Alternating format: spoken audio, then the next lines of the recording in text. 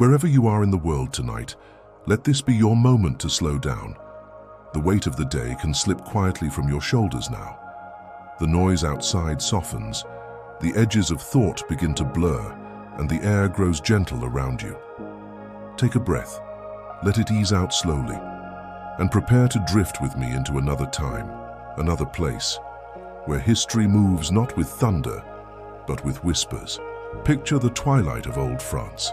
Rolling fields shimmer in fading light, their tall grasses bending as if the earth itself were sighing into rest. A slow river curves past a small village, its waters catching the last gold of the sun. Beyond, low hills rise like shadows, and from their slopes you can hear the faint tolling of church bells. Their sound carries across the countryside, not sharp or urgent, but soft, like distant voices calling the faithful home. In the meadows, smoke from cooking fires curls into the air, mingling with the scent of bread cooling by wooden doors. Lanterns begin to glow faintly in windows, each one a small promise of warmth against the gathering night. The hush of evening falls, broken only by the quiet shuffle of animals settling in barns, the murmur of prayer from cottages, the slow beating heart of a village at peace. It was here in such a place that a story began. No grand palace watched over it, no armored knights guarded its edges, only shepherds tending flocks, children running barefoot in the grass, and mothers kneeling at hearths.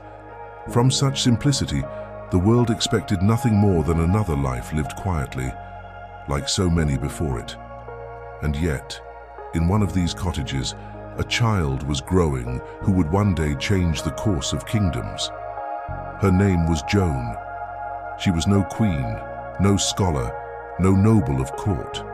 She was the daughter of peasants, born of the soil, baptized in the village church, raised beneath skies that stretched endlessly above her. She did not know as she wandered meadows or listened to the bells at dusk that her path would bend toward battlefields and cathedrals, that her words would echo in courts of kings, or that her end would come in fire. She did not know because no one could know that faith would one day carry her further than armor ever could. But that is the story we will follow tonight. A tale that begins in silence and ends in flame, yet somehow leaves behind not ashes, but light. So let your mind grow still and your breath fall into rhythm as we drift back through centuries of shadow and candlelight. Tonight we follow the quiet footsteps of a peasant girl who would be called a saint, a soldier, and a heretic, all in the same lifetime. The village of Domrémy was small, tucked away in a quiet corner of northeastern France. It was not a place the world often noticed. Simple timber houses stood close together, their thatched roofs weathered by years of sun and rain. Chickens pecked in the dirt lanes. Sheep grazed in pastures bordered by hedges and low stone walls. A single church stood at the village's heart, its bell calling neighbors together in times of prayer, its spire pointing patiently toward the heavens. This was Joan's world. She was born into a family of farmers, one child among several, in a household where life followed the seasons. In spring, fields needed tending. In summer, harvests called. Winter brought long nights huddled close to the hearth. Each day began with work, ended with work, and was softened by moments of song, of laughter, of shared meals eaten by firelight. Yet even in such simplicity, the wider world pressed in, for France was a country wounded by war. The 100 Years' War had already stretched across generations, scattering battles like storms across the land. In Domrémy, soldiers sometimes passed through. News of raids and burned villages traveled quickly, whispered like warnings on the wind. Joan grew up in a place both peaceful and fragile, where the innocence of the field stood always in the shadow of armies. Hands still, her childhood was filled with quiet wonders. She tended sheep on gentle slopes, their bells chiming softly as they grazed. She knew the hush of morning fog and the golden warmth of afternoons spent among flowers. She heard the voices of neighbors, strong and kind, and the constant rhythm of the church bell anchoring each day. The world may have been fractured, but for Joan, Domrémy was a sanctuary. It was in these meadows, among the hush of grass and river, that something unusual began to stir. One afternoon, As light spilled softly across the fields, Joan heard a voice. It was not the call of her mother nor the song of birds. It was something quieter and deeper, like a thought spoken aloud. She turned, expecting to find someone beside her, but the meadow was empty. Only sunlight, only stillness. Yet the voice remained. At first, she was afraid. She told no one. But the voice returned, not once, not twice, but again and again. And soon it was not alone. She saw images too, shapes of figures shining like saints from the stories told in church. Gentle faces, calm and radiant, carrying words of guidance and comfort.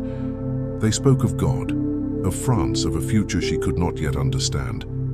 Imagine for a moment a girl no older than 13, standing barefoot in a meadow, clutching her cloak against the wind, hearing words no one else could hear. What would you think? What would you feel? Most would have dismissed it as imagination. But Joan did not. She listened. She believed. And in that belief, the course of her life began to shift. The voices did not demand at once. They did not shout. They whispered, softly but persistently, like water carving stone. They told her that one day she would help lead France to salvation, that she would guide a prince to his crown, that she would drive away the English who had pressed so heavily upon her land.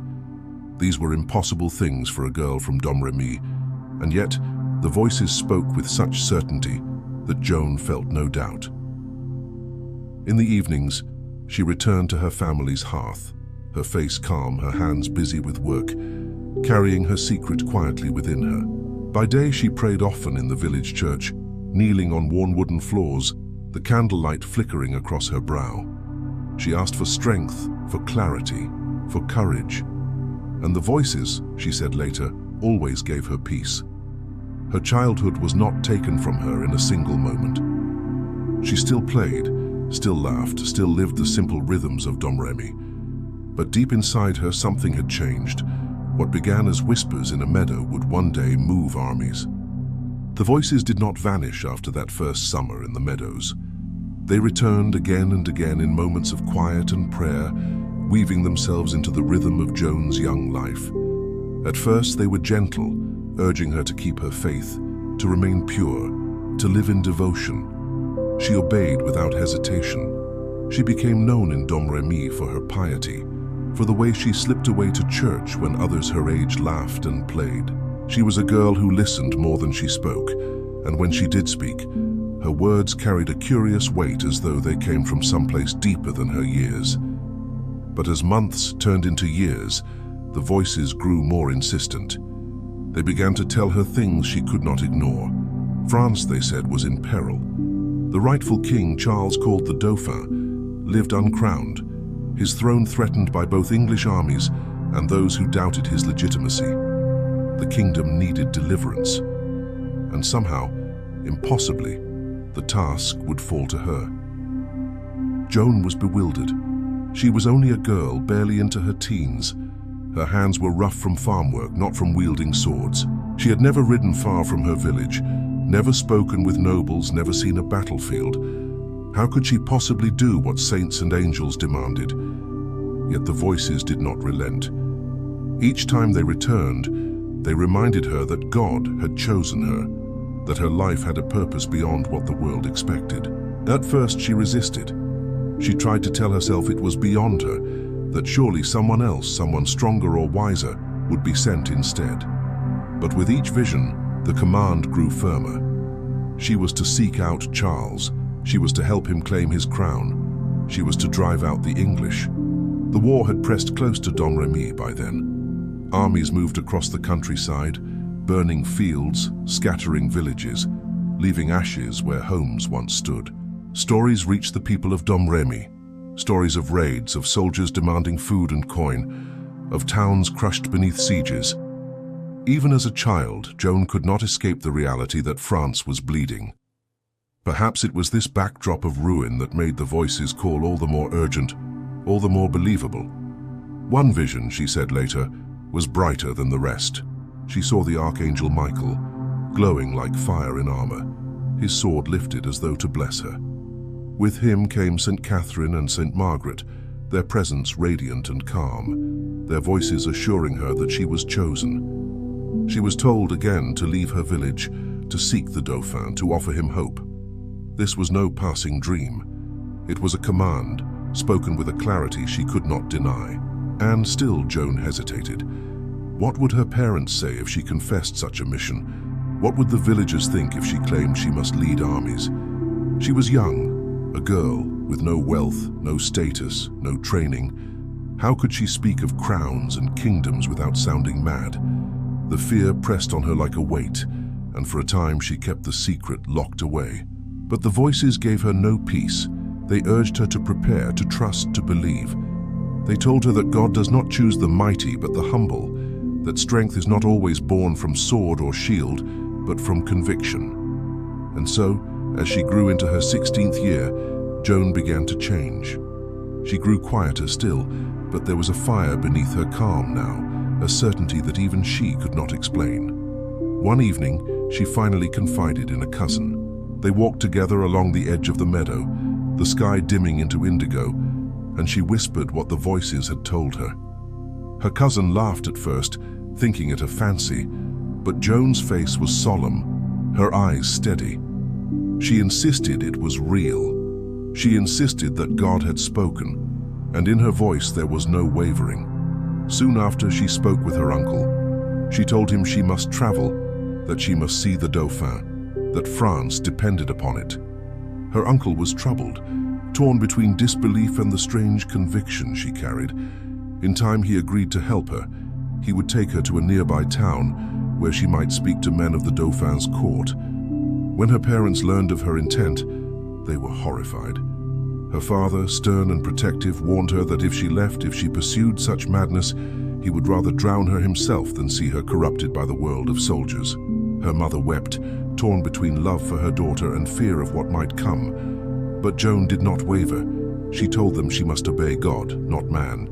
And though they could not understand, they could not break her resolve. It is hard even now to imagine such certainty in someone so young. To hear voices is one thing, to believe them is another, but to act upon them, to prepare to leave all you have ever known, to walk into a world of kings and war, requires a faith deeper than reason. This was the faith that Joan carried, silent and unshaken, as winter gave way to spring. Word spread, quietly at first, that the girl of Domrémy spoke of visions. Some dismissed her as foolish. Others whispered that perhaps she was touched by heaven. In an age when signs and wonders were both feared and revered, it was dangerous to claim God's voice as one's own. And yet, Joan made no boast. She spoke simply, plainly, of what she had heard, as though it were as ordinary as the tolling of the bell. The voices gave her one more command before she set out. She was to dress as a man. It was not for vanity or disguise, they told her, but for protection. The road was dangerous, and she would be safer traveling as one of the many soldiers who wandered the land. This too scandalized her family, but Joan obeyed. She cut her hair short, donned simple male garments, and prepared to leave. Imagine the sight.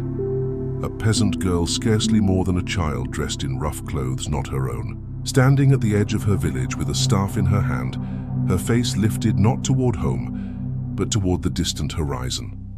Around her, the fields stretched as they always had, quiet and ordinary.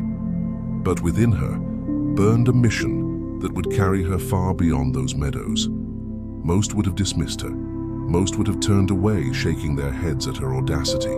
Yet history does not always listen to reason. Sometimes it listens to conviction, even when that conviction comes from the smallest and most unlikely of voices. And so Joan of Arc, the shepherd girl of Domrémy, stepped onto the road. She carried no sword, no coin, no noble seal, only faith and the words she believed had come from heaven. From that moment forward, her life would no longer belong to the quiet rhythms of her village. It would belong to a kingdom at war, to a king without a crown, and to the story that would follow her all the way to fire. The road from Domrémy stretched long and uncertain, winding through valleys, forests and towns that had all felt the weight of war. To leave one's village in those years was never safe. Soldiers roamed, some loyal to the crown, Some sworn to England, many loyal only to themselves. Bandits haunted the woods.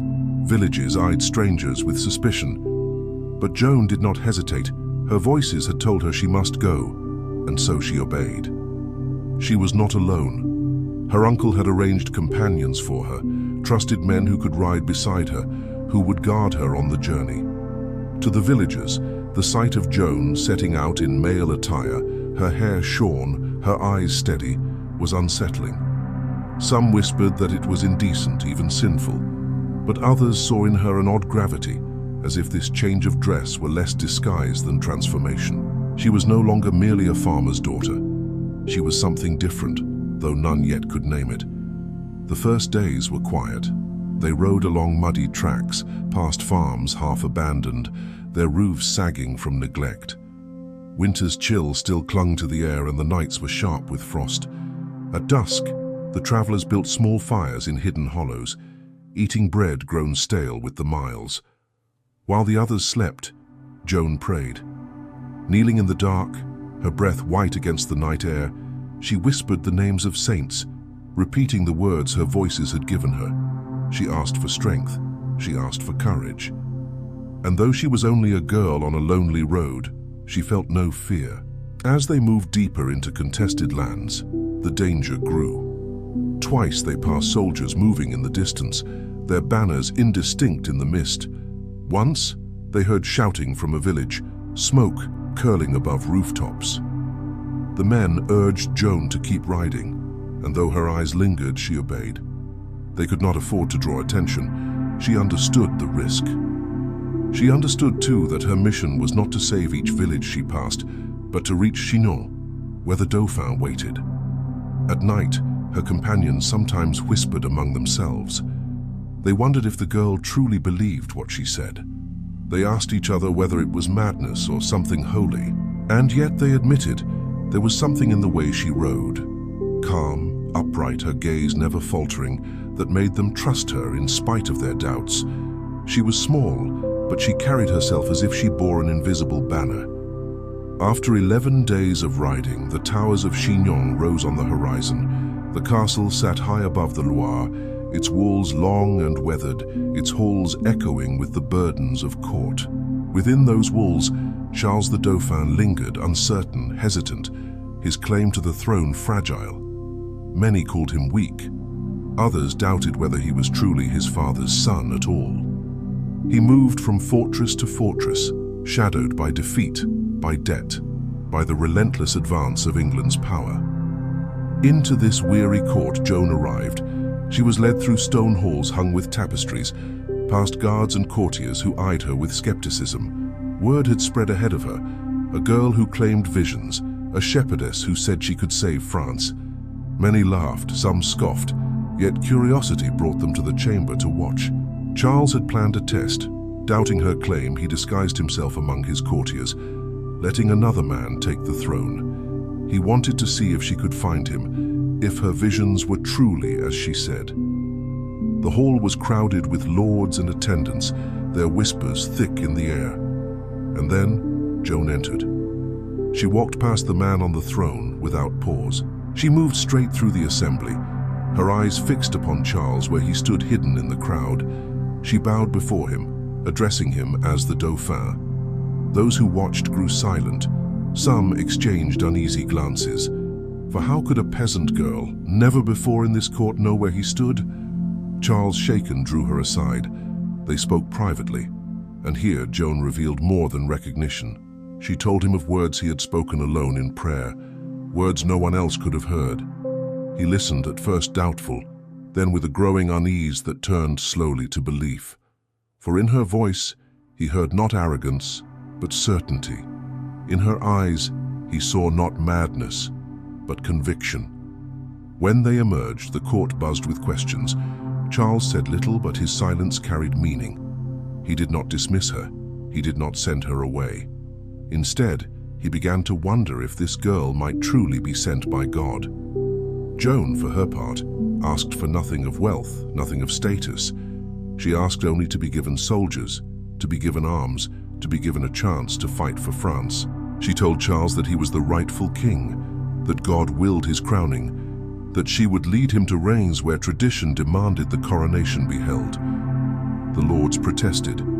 They warned Charles it was folly.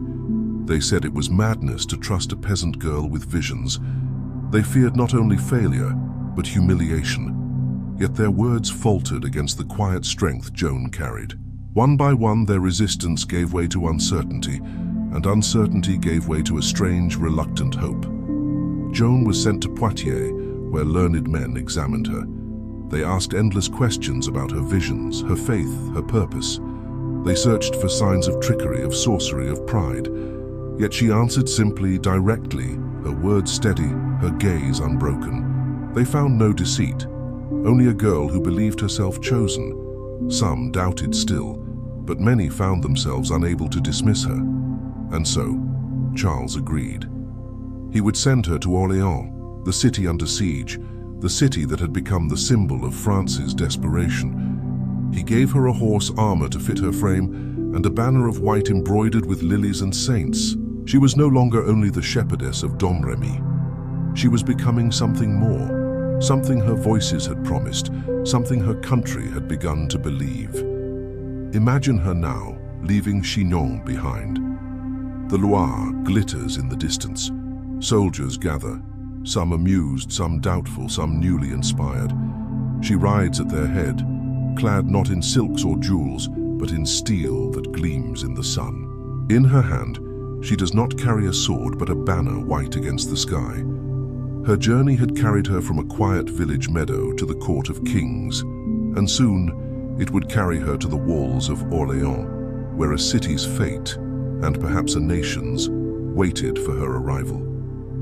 When Charles gave his blessing, the transformation began. Joan, once dismissed as a peasant girl, was now to be equipped as a leader of men. The Dauphin ordered that armor be forged to fit her body, light enough for her frame, yet strong enough to protect her. In a blacksmith's forge, fires roared and sparks leapt as hammer struck iron, shaping steel plates that would become her shield against war. The smiths, grizzled men who had made mail and weapons for noble knights, shook their heads at first at the strangeness of their task. But as the work went on, their doubt grew quiet. When at last the suit was finished, gleaming, polished, shaped to her height, they watched her don it with steady calm. She did not fidget or boast. She stood straight, the light catching along the curve of steel. And in that moment even the smiths felt something stir, as if history had walked into their shop unnoticed. Armor alone, though, was not what set Joan apart. She was given a sword, but she preferred another weapon, a banner.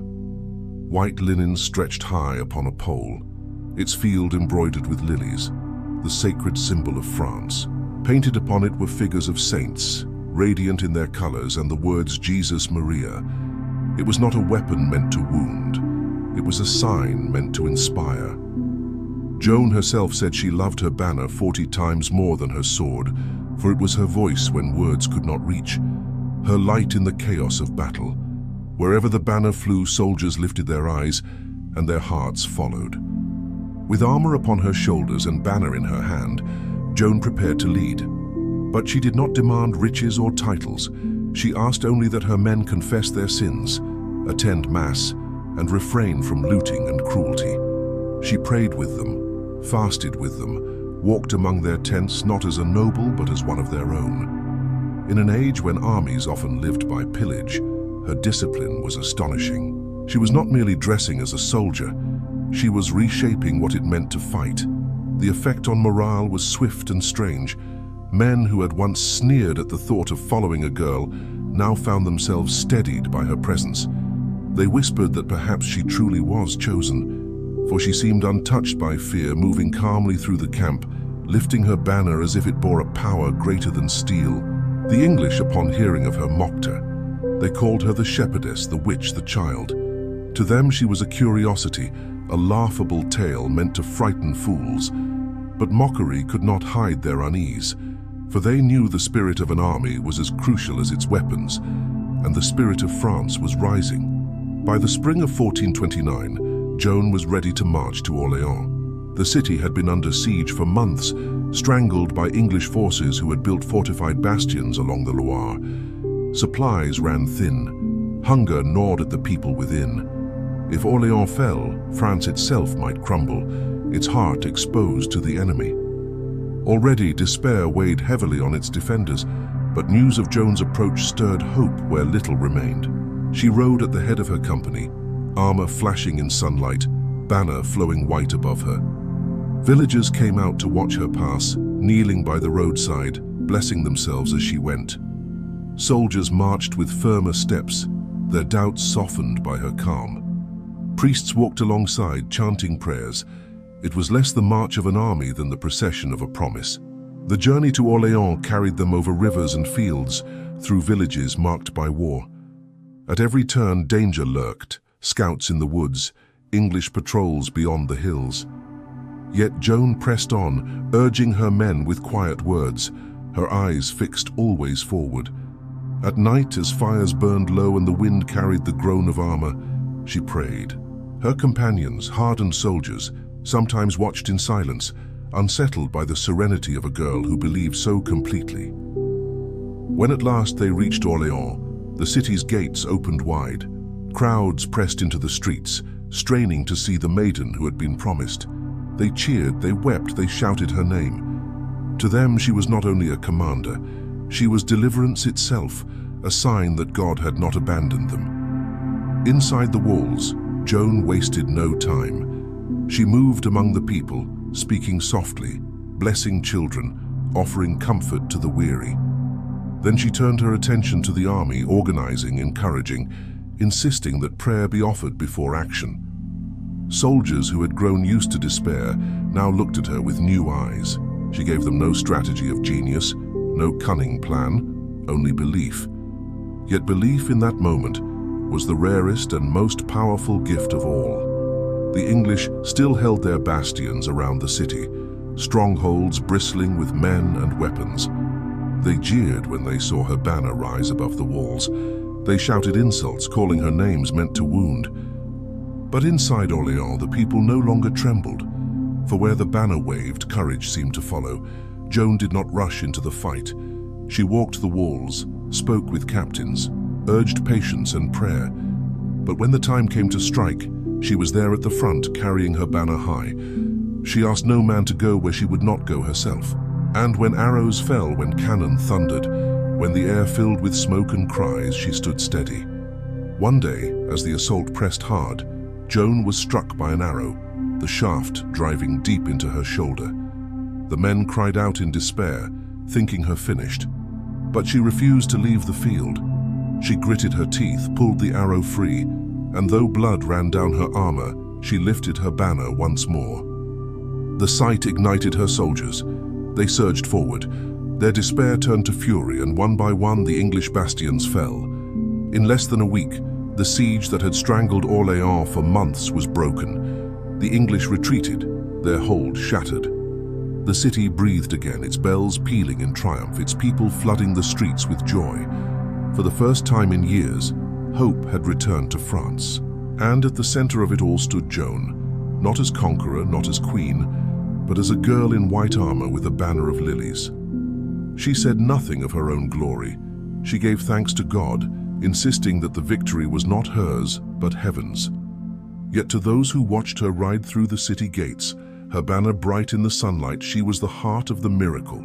The siege of Orléans had hung over France like a storm cloud. For months the English had choked the city, cutting off food and supplies, surrounding it with a ring of bastions that rose like dark teeth from the earth. The people inside had grown thin with hunger, their prayers heavy with despair. Captains argued, soldiers doubted, and more than one voice whispered that the city would soon fall. Orléans had become more than a fortress. It was the heartbeat of France itself. If it were lost, the way to the Loire would be open, and with it the road to the crown. Into this crucible rode Joan, a girl in white armor, her banner bright against the gray sky. Her arrival alone shifted the air. The people rushed to the streets, climbing walls and pressing into squares to glimpse her. They called her the Maid, their voices trembling with awe. For the first time in many weary weeks, they dared to hope. She walked the ramparts, speaking to weary guards, blessing them with quiet words. She prayed with priests in candle-lit chapels, her voice rising with theirs into the smoke. And when she passed through markets where stalls stood empty, where mothers clutched hungry children, she did not look away. She promised deliverance. Her certainty, unshaken and calm, became the city's new strength. The English mocked her. They shouted insults from their bastions, calling her names meant to wound and provoke. They said they would capture her, burn her, prove her nothing but a child lost in dreams. But their jeers carried unease, for even from across the fields they could see how the people's hearts were changing. A siege is not won by walls alone. It is won by breaking the spirit within. And Joan was mending that spirit with every step. As the days passed, she pressed the commanders to act. The French captains, seasoned men, hesitated. They doubted, argued, reminded her that to challenge the English fortresses was to court disaster. But Joan would not yield. She urged them forward, reminding them that God had promised victory if they had faith. Her persistence, quiet but unrelenting, wore them down. At last they agreed to move. The first assault came at dawn, the sky pale with mist. French soldiers crossed the river in boats, their oars silent against the current. Joan rode among them, her banner lifted high. The men watched her, their fear softened by the sight of her calm figure gleaming in steel. When they landed, the clash was fierce, arrows whistling, cannon thundering, the cries of men filling the air. Yet wherever the banner moved, the soldiers pressed on. They took one bastion, then another. The English, shaken by the ferocity of the attack, reeled. Still, the battle was not easy. At the Tourelle, the strongest of the English strongholds, the fight raged longest. The fortress loomed at the bridge, bristling with defenders. All day the French fought, their assaults repelled again and again. Arrows fell like rain and the ground grew slick with mud and blood. In the chaos, Joan was struck. An arrow pierced her shoulder, driving deep. She fell back, and a cry rose from the soldiers. Surely she was finished. But she did not yield. Gritting her teeth, she grasped the shaft, pulled it free, and though pain seared through her body, she rose again. Lifting her banner, she walked forward once more. The sight of her, wounded yet unbroken, lit a fire in the men. Their despair turned to fury. With a final surge, they stormed the Tourelle, overwhelming the defenders. The bastion fell, the bridge secured, and the siege broken. The English, stunned and demoralized, retreated. Orléans was free. The bells of the city rang out, echoing across the river, across the fields, across the hearts of a people who had thought themselves abandoned. Crowds flooded the streets, embracing, weeping, singing prayers of thanksgiving. The name of Joan was on every lip. She had given them not only victory, but the gift of belief. To Joan, the triumph was never hers. She insisted the glory belonged to God alone. She refused reward, refused honors, seeking only to continue the mission her voices had commanded. But for France, her presence was nothing less than miraculous. Word of Orléans spread swiftly, carried by messengers and rumor alike. Villages cheered when they heard it. Soldiers who had abandoned hope found reason to fight again. Even the Dauphin, so often hesitant, began to see that his cause might yet live. The siege of Orléans became more than a battle. It became a turning point, a light against the darkness of despair. A city had been saved, an army restored, a kingdom given new breath. And at the heart of it all was a girl who had once listened to whispers in a meadow, now standing among soldiers as the herald of deliverance. In the quiet after victory, as the smoke drifted and the cries of battle faded into silence, Joan knelt to pray. Her armor was dented, her shoulder bandaged, her banner stained with the dust of war. Yet her face was calm, her eyes lifted, as though she were still listening for the voices that had guided her here. Around her the people cheered, the soldiers raised their swords, the bells rang. But Joan remained still, giving thanks, her faith as steady as ever. And beyond the walls of Orléans, France itself stirred awake. What had seemed impossible only days before now seemed destined. If a peasant girl could break a siege, What else might be done? If God could work through her, might he not deliver the crown itself? The path forward was uncertain, but for the first time in years, it was a path of hope.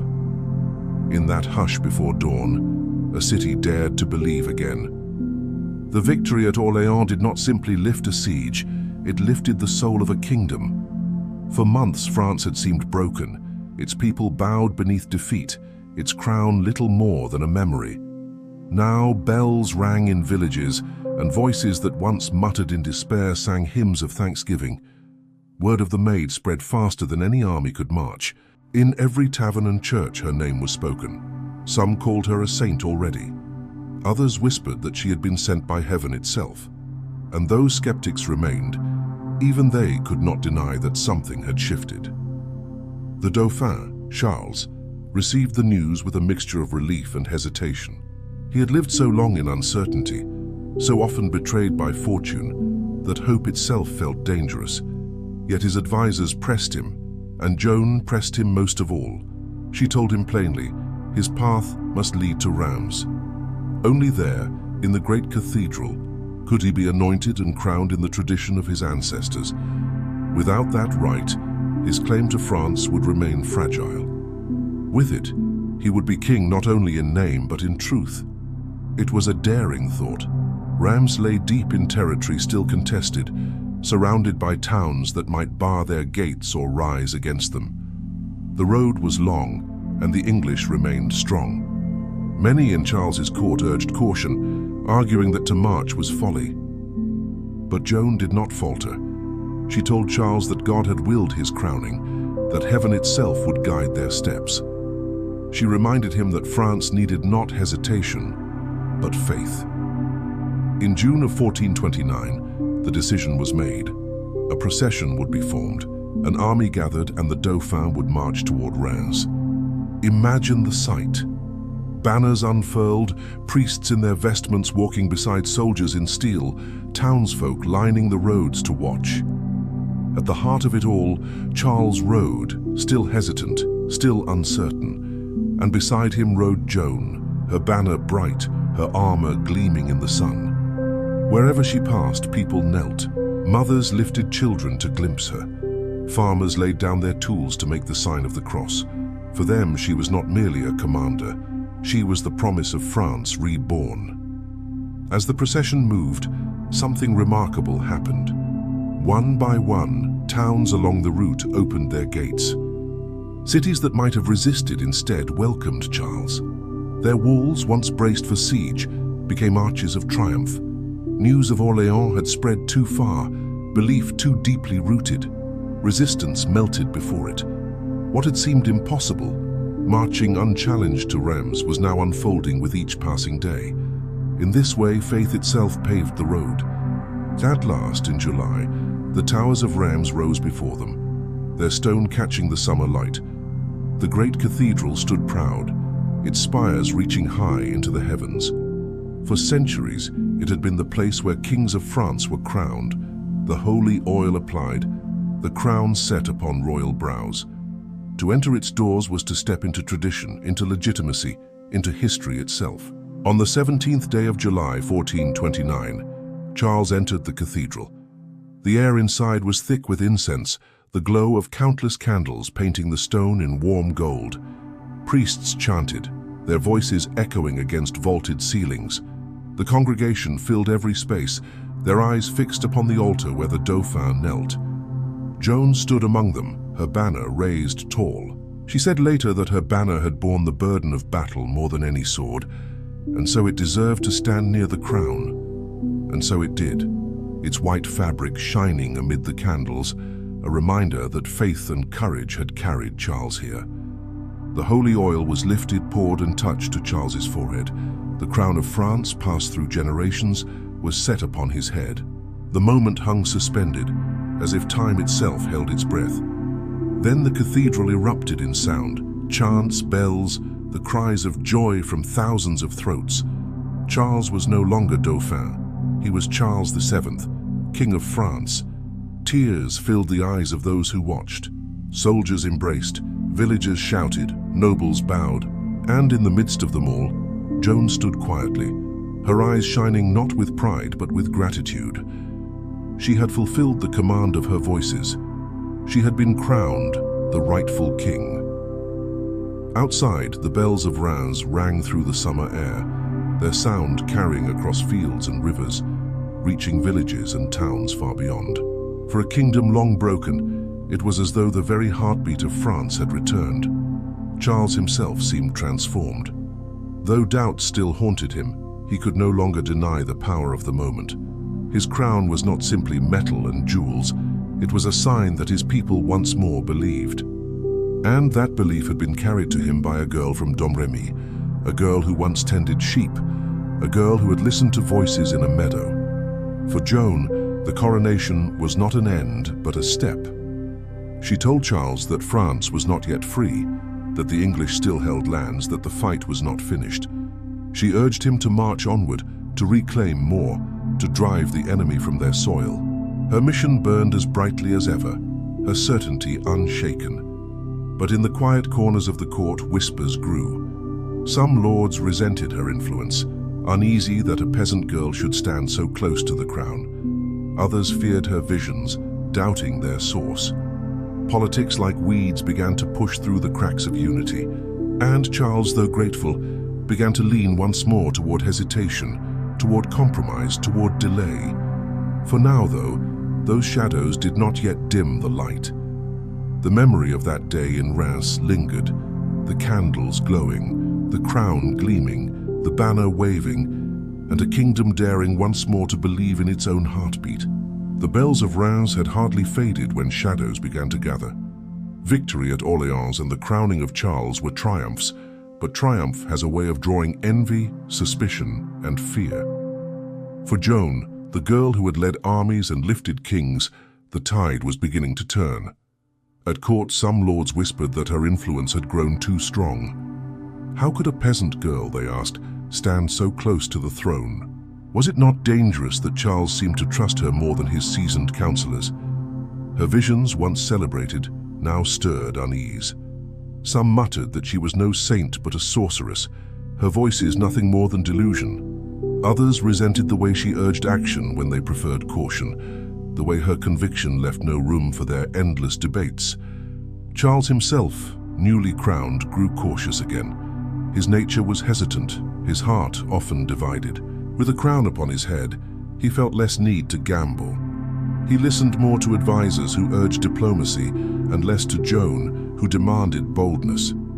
She pressed him to march on Paris, to strike while belief still burned bright.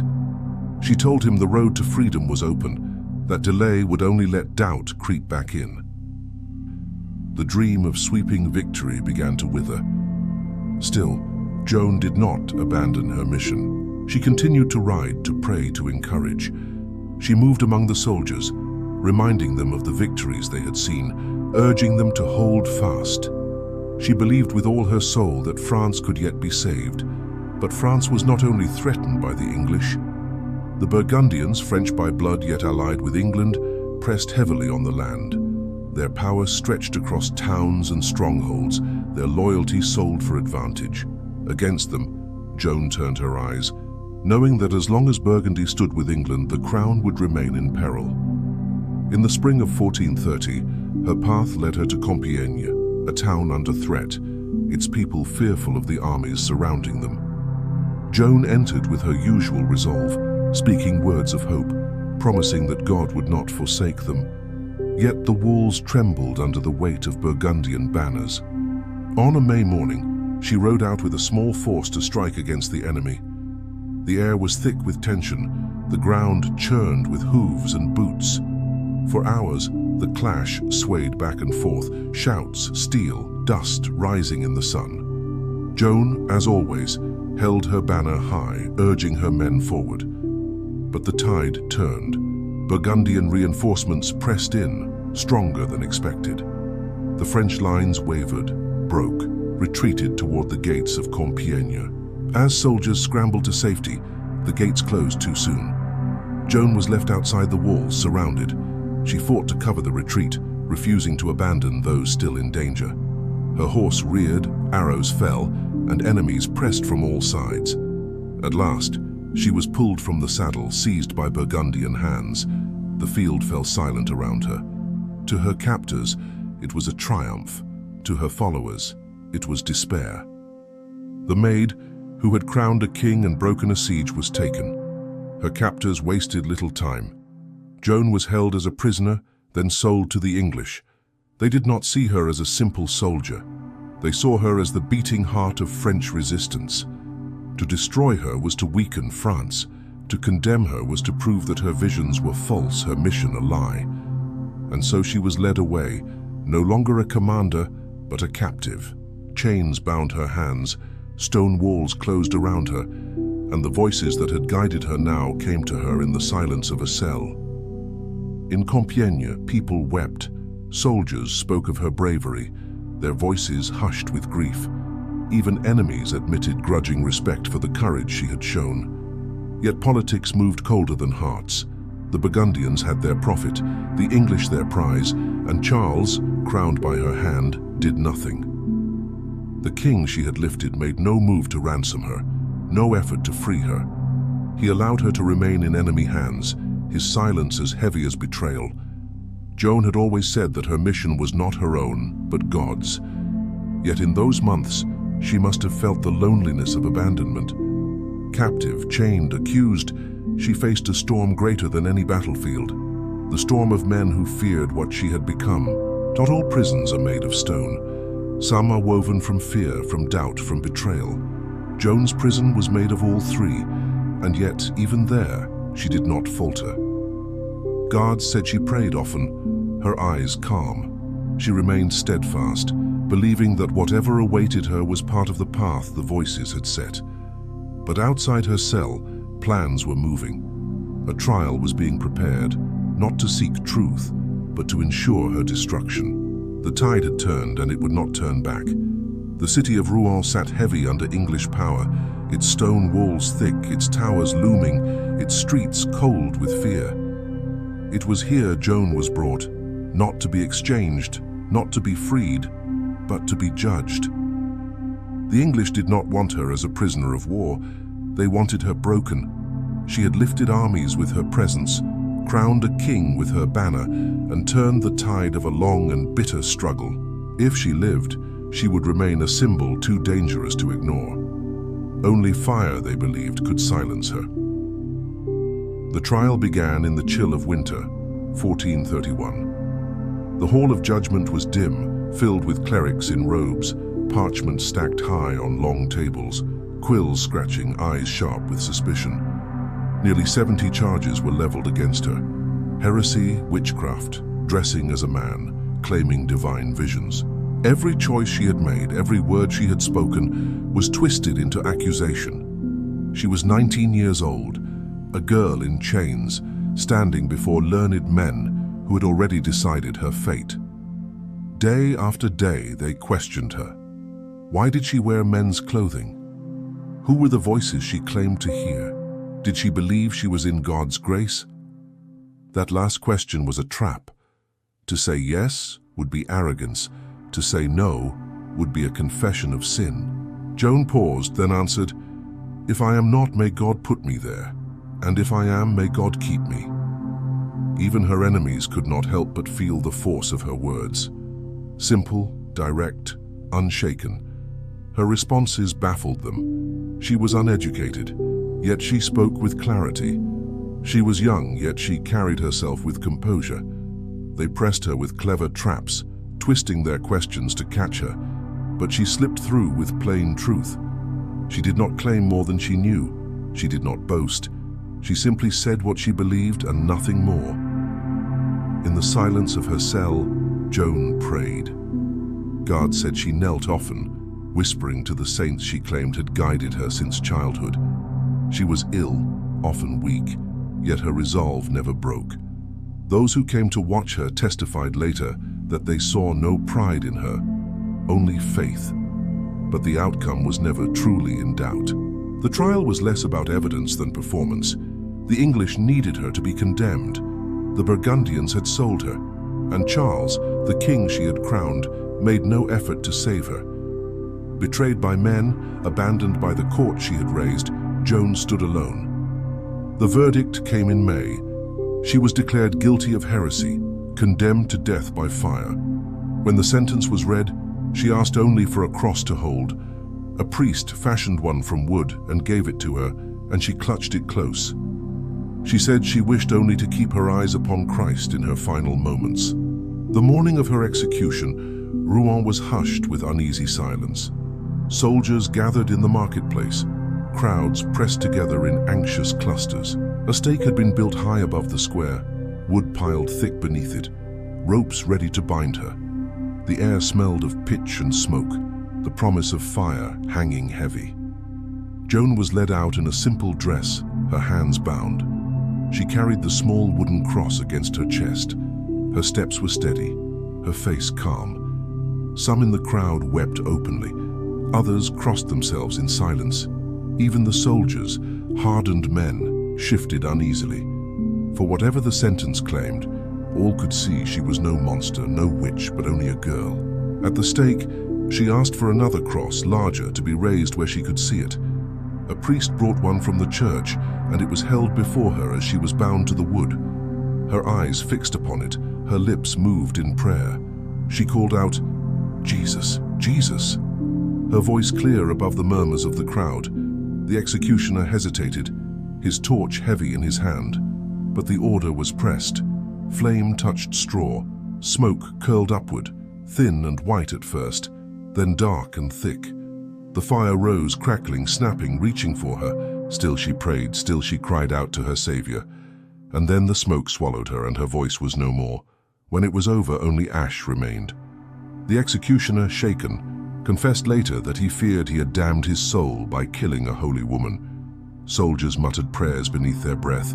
Townsfolk whispered of martyrdom. The English had sought to destroy her symbol, but in truth, they had given it new life. For Joan did not end in Rouen that day. Her body was gone, but her story had only just begun. In every village, every court, every battlefield, her name was remembered, not as heretic, not as a witch, but as the maid, the girl who had crowned a king and defied an empire. And though flames had risen, her story refused to burn away. Part 10. Legacy and Reflection. When the smoke of Rouen faded, the story of Joan of Arc should have ended. The English had believed the fire would erase her, that the world would forget, that her name would vanish into silence. But stories have their own kind of life. Some grow in whispers, passed from hearth to hearth, from soldier to child, from village to village. Some take root in memory, in the quiet corners of hearts. And Joan's story, far from being extinguished, grew brighter with each telling.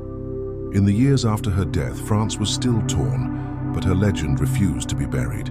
Soldiers who had fought beside her remembered the girl who had walked among them unafraid, who had prayed before dawn, who had stood taller than fear, though she was scarcely more than a child. They spoke of her not as a heretic, but as a banner of hope. Women at spinning wheels, men in fields, children running barefoot along rivers. They all knew the name of the Maid of Orléans. It was spoken softly, as if it were a prayer. Even the king she had crowned, Charles VII, could not escape her memory. Though he had abandoned her to her fate, his throne still rested on the moment when her banner had led him into Reims. Without her, he might never have been crowned. Without her, France might never have believed. The silence of her absence spoke louder than the fire that had consumed her. Decades passed, and the tide of war shifted. The English grip weakened, and slowly, France gathered its strength. The girl they had burned as a witch became harder to deny, harder to dismiss. Her family, still living in Domrémy, carried the weight of her memory. Her mother, Isabel, sought not revenge, but truth. She wished only that the world would know her daughter's name had been stained unjustly. And so, 25 years after Joan's death, a new trial was opened. Not to condemn, but to clear her name. Witnesses came forward, soldiers who had marched at her side, villagers who had known her as a child, priests who had heard her confessions, even guards who had watched her in prison. They spoke not of heresy, but of faith, not of madness, but of courage. The parchment of condemnation was weighed against the living memory of all who had seen her, and it could not stand. In 1456, the church declared Joan innocent. The charges against her were erased. Her death was called a martyrdom. But Joan's story did not rest there. Across centuries, she became more than a soldier, more than a martyr. She became a symbol that could be shaped by every age. To some, she was the spirit of France itself, unyielding, fierce, born from the soil of villages and fields. To others, she was a saint in all but name, a reminder that even the smallest voice could echo with divine power. And to many, she was a girl who had walked bravely into the storm, unshaken by the fear that silences most hearts. Artists painted her in gleaming armor, standing radiant beneath banners of light. Writers set her words into pages that still move us centuries later. Statues rose in town squares, her gaze fixed forward, as if still leading armies into dawn. And each telling of her story added something new, yet never took away the simple truth that she had been real. A child of Domrémy, a shepherdess who heard voices, a girl who would not step aside. In 1920, nearly 500 years after her death, the church canonized Joan of Arc. She was named a saint of the Catholic faith, her life declared a witness of courage, purity, and devotion. From a village meadow to the halls of heaven, her path was sealed in the prayers of millions. Bells rang across France, not for a victory of arms, but for the recognition of a girl who had been both fragile and unbreakable. And still today, Joan's memory lingers. Her name is whispered in cathedrals, written in books carved in stone. She is invoked by soldiers in battle, by dreamers who stand against impossible odds, by women and men who believe that faith can move mountains. Her story belongs not only to France, but to the world. When you think of her, imagine not the flames, not the trial, not the smoke that filled Rouen. Imagine instead the fields of her childhood, soft with grass, touched by the light of dawn. Imagine her banner lifting in the wind, white against the sky, painted with saints. Imagine the sound of bells in Reims, ringing as a king was crowned, echoing across stone walls like a hymn. And imagine her eyes, bright and steady, as she spoke words that confounded scholars and silenced judges. Joan of Arc's life was brief. She lived only 19 years. Yet within that small span, she carried a weight that reshaped a nation. She did not seek glory, but she bore it. She did not seek power, but she moved kings. She did not seek martyrdom, but she faced it with unflinching faith. And tonight, as you drift towards sleep, her story lingers, not as a battle cry, but as a lullaby of resilience. It tells you that even in the smallest lives, greatness may spark. That courage is not the absence of fear, but the quiet refusal to surrender to it. That faith, in whatever form it takes, can carry us further than we ever dreamed. That faith, in whatever form it takes, can carry us further than we ever dreamed. So let your breath slow, like wind easing across a meadow. Let your thoughts soften, like bells fading into distance. You are part of the same world that shaped Joan, the same earth, the same starlight, the same quiet that carried her prayers into night. History remembers her as saint, soldier, and martyr. Tonight, remember her also as a girl, fragile, luminous, and unyielding. Now close your eyes. Let her courage walk beside you only as softly as a dream. The story does not end. It waits in silence, ready to be told again. For now, let sleep come, and may the light of her story, gentle and unwavering, guide you safely into rest.